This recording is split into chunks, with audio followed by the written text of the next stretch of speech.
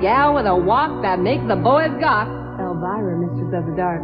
And welcome back for another whack at good old movie Macabre.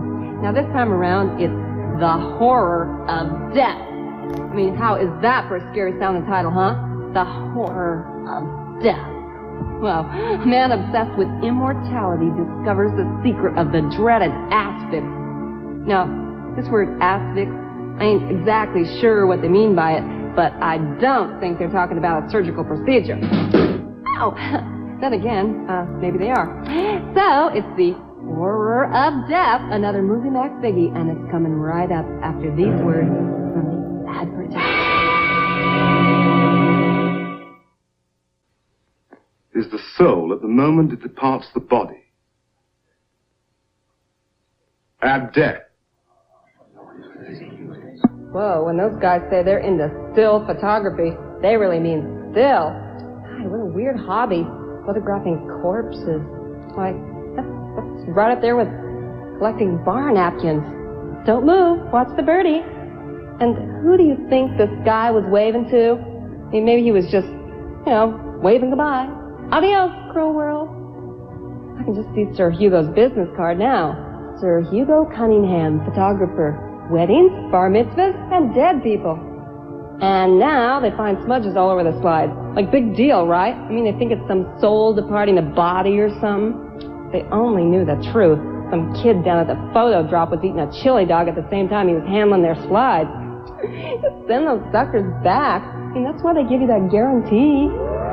Horror of death continues.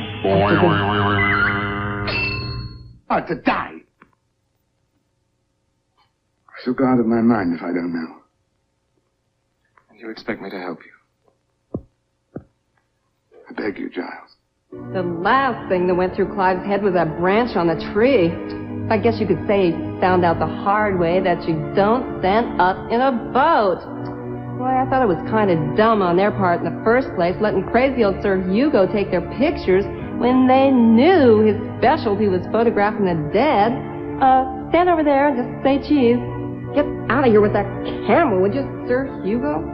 Oh, Mama, please take his coat of crumb away. Well, I guess this means there ain't gonna be a wedding after all. So, like, what are they gonna do with the cake and the caviar and the champagne? Oh. Don't go popping any more corks, Junior. We can always return the champagne. Let him go! Let him go! We must be innocent! Enough! That is enough!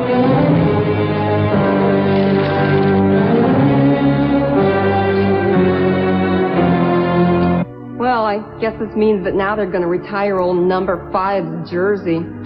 Gee, I like that part where the guy yells, "Cut him down," and then some other bloke starts tugging on the poor devil's leg. I said cut him down, not pull him down. And now I think I'm starting to understand the theory of the asphyx. I hate to say it, but I think that crazy old Sir Hugo might be in on something after all.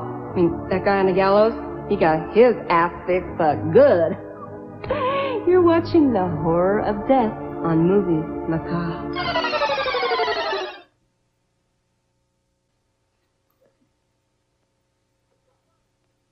We can try. Now that's what I call one giant step forward for science. A guinea pig that'll live forever.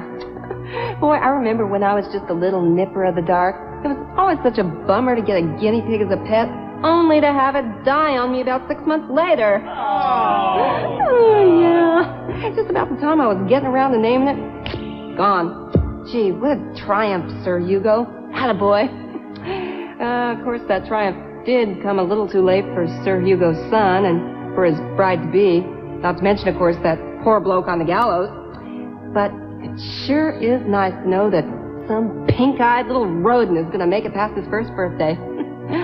And speaking of pink-eyed little rodents, I'd better get us to a commercial before Attila, the program director, has a fit. It's Horror of Death, a movie macabre. My face! Now, why do they always cover their ears like that when they scream? Never could figure that one out. And speaking of faces, what about hers? I mean, they discovered the secret of immortality, but they still haven't found a cure for ugly. Just kidding, girl. Boy, that clock would have stopped whether you looked at it or not. Well, they almost had themselves another asphyx, didn't they? I mean, this time a human asphyx. From where I stand, a human asphyx looks a heck of a lot like a guinea pig asphyx. But what do I know? I suppose you have to be another asphyx to be able to tell the difference. To tell you the truth, the way that asphyx moved kind of jerky-like, I thought it might have belonged to Kermit the Frog for all I knew. Well, gang, I've got a little bad news for you. We had a few technical problems, and we're going to have to start the movie all over again from the top! Nothing technical could have gone wrong. Okay. It's just a cheap gag. Spoiled sport. It's Christina.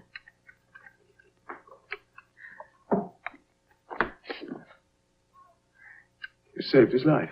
I wanna live forever. Baby, remember. Hello, we're back. Gee, if they'd have used their heads, they'd have put a couple of slices of bread in Sir Hugo's pockets. Now they'd have toast. Guess Sir Hugo never read the Surgeon General's report on how smoking can be hazardous for your health. Well, how about that? They were able to trap Sir Hugo's asphyx. Now, if they could only come up with a little more civilized way of doing that, I think they might have the makings of a swell new franchise. Oh, I can just see it now. Drive-through Eternomats. Immortality while you wait, even if it means waiting forever. Analyze it. If anybody should ask, you're watching The Horror of Death on Movie Macabre. Proof you need.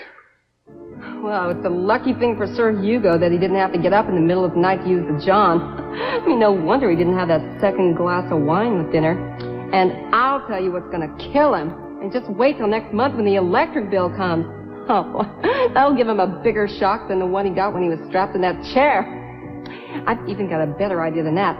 Make him sit through a Movie Macabre marathon. Oh, that'll do it to him for good.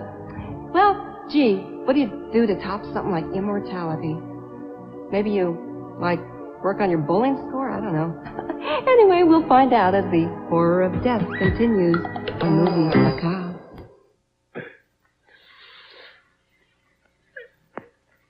Eva. Boy, is that Sir Hugo ever getting to be a bore. I mean, just give a guy a little immortality and he rubs it in your face. Well, at least Giles has a face left to rub it in. For Christina, now that's another story. She used to use Head and Shoulders. Now she just uses shoulders. Oh, gee, I wonder if it occurred to them that maybe they didn't need to have a blade that was quite that sharp. Of course, it didn't bother Giles that Christina had lost her head. Heck, he was just planning on throwing a sack over it anyway. But seriously, where do they keep digging up them capital punishment devices? First it was an electric chair, and now guillotine. I mean, what next? Do they bring in a firing squad? Well, the exciting conclusion to The Horror of Death is coming right up after this. Oh, Sir Hugo ended up looking just like a walking mud pack, roaming through all eternity with his itsy-bitsy little pal, a guinea pig. Gee, I wonder why the guinea pig didn't age. He looked as good as new. Hey, maybe he was a new guinea pig. New Guinea? You know, like a country? Well, as Sir Hugo found out, you don't want to tamper with Mother Nature.